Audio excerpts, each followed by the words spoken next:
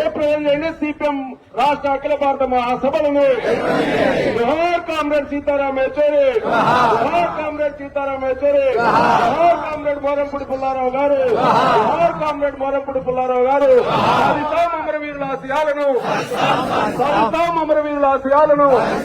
వర్ధిల్లాలి Marxism Leninism, వర్ధిల్లాలి Marxism Leninism. Order.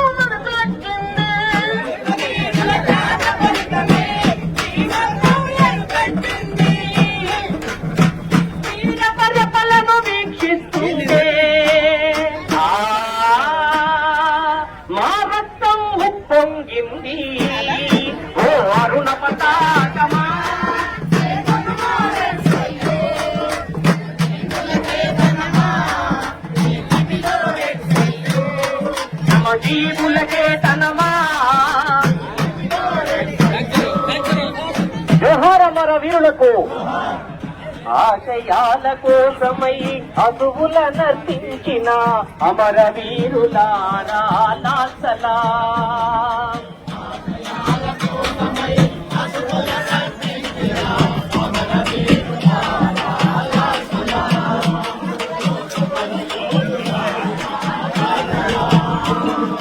సమైక్య భారతి కోసం రక్తం చిందించిన,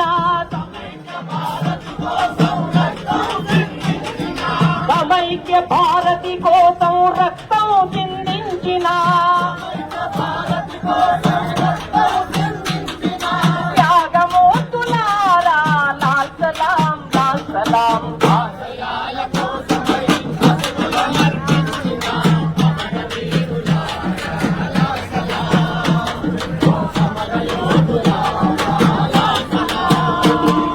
గతకాలపు ప్రాంతకాల కులమత భావాలపై,